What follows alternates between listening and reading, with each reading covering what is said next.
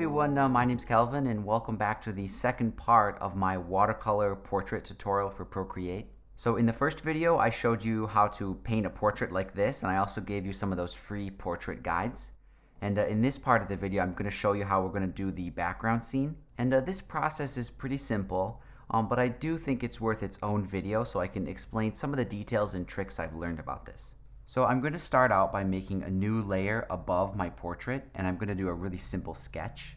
So I'm going to grab the HB pencil, just like that, and I'm just going to do a really quick outline of this portrait, just very roughly, because I'm just going to use this as a guide, just like that. And then I'm going to go ahead and turn off the portrait and just work on the sketch layer, and using this silhouette, I'm going to plan the background scene. So this whole scene is going to be generally sort of rounded like this. And I'm going to do basically 3 layers in the background scene. And the first one is just going to be like a bush like this.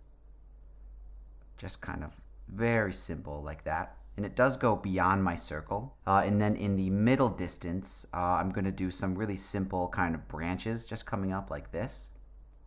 And I do like it if it does go outside of the circle a little bit. It's kind of a nice look. And then I'm just going to do some really simple leaves on those. Just something like this, almost like a laurel branch. Okay, and then in the far distance, I'm going to do a sort of line of trees, a lot like I did the bush, but this time it's going to be within the boundary of the circle. It's just going to be like that. And that's pretty much it for the sketch. So I'm going to make a new layer underneath the sketch, and I'm going to set the transparency of the sketch pretty low because I don't want it to get in the way here. And on a separate layer, I'm going to grab a color for the sky. I'm thinking kind of a light, maybe pinkish color, something like that. And I'll use the abstract round for that. And I don't think I need to use the water blender, but I do want to add at least some kind of sort of ombre effect. So I'm going to go and make a selection like this, just about going halfway through at an angle, but I'm going to feather it out quite a bit. Then I'll go to hue, saturation, and brightness, and I'll just shift the hue, maybe a little bit towards blue or green, something like that. I'll saturate it and maybe darken it just a little bit. Okay, that looks pretty good. Nice little ombre fade there.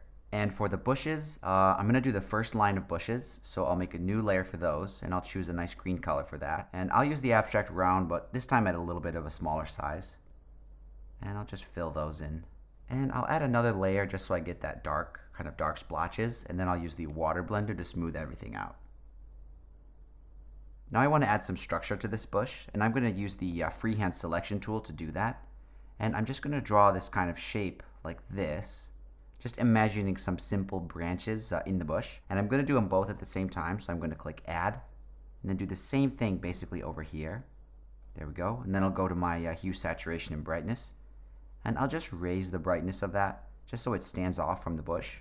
Maybe lower the saturation a bit as well. Okay, that looks pretty good. I want to do a quick outline on this one, so I still have that green color selected, and I'm not even going to change it. I'm just going to go straight to the fine liner pen, and that looks pretty good just as it is, a little bit dark so it stands off. And I'm just going to go ahead and outline this real quick.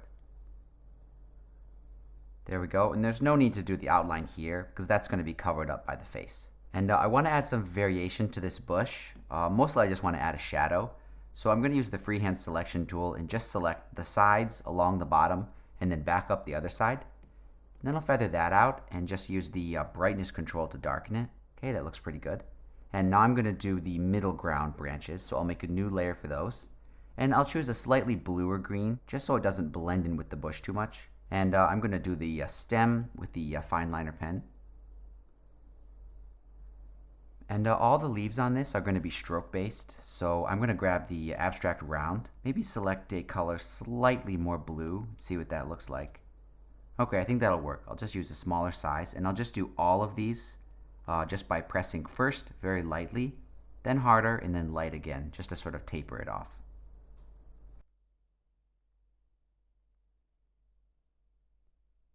There we go, and I'll just clean up a few of the areas where the leaves did kind of overlap. I think I want to darken these a little bit. They ended up being too light. So I'll just use the hue, saturation, and brightness on the whole layer. Then I'll lower the brightness and just play with the hue a little bit. There we go. That's a little bit better. And now for the distant mountains. Actually, this is really easy. I'm just going to use the selection tool to do those. And that's this line out in the distance. And what I'll do is I'll just go ahead and turn off everything I've painted so far, except for this background. And I'm going to use the selection tool to sort of outline this. So here's where my sketch is, just like that. Okay, circle back around, and then I'll just shift the hue to get the color that I want. Okay, I think that looks pretty good, very subtle. And let me turn off my sketch here and turn everything else on so we can get a better look. Okay, this looks pretty good. I think I'll turn on the portrait now, and I'm going to make sure it's on the very top. And it looks like it's covering everything up pretty well. Sometimes when you do this, you'll have some transparency coming through, maybe the hair or something. If that happens, just do that trick where we do the white background and then we sort of merge them together. It's the trick I covered in the previous video. So maybe as a final step, I'll just merge everything in the background together, just so it's separate from the portrait. I'll select the background layer and I'll just add some sort of interesting color variation. One thing I want to do is add some sort of interacting shadows. So I'll do that by just making a crazy selection like this, kind of sharp and jagged. I'll feather it out just a little bit. I'll go to hue, saturation, and brightness, and I'll just darken it a little bit like that. Okay. And then I'm going to add some interesting color variation. So I'll make a selection, another random selection, but this time much softer, and I'll feather it out a lot more. Then I'll just go to hue, saturation, and brightness, and I'll just shift the hue maybe a little bit towards yellow, just so I get some sort of warm and some purple up in the sky a little bit. So there we go, this one is finished. Let me know what you think of this video in the comments, and if you have any suggestions for future videos, I'd love to hear about those. And other than that, thank you so much for your support. Thanks for watching, and I'll see you in the next one.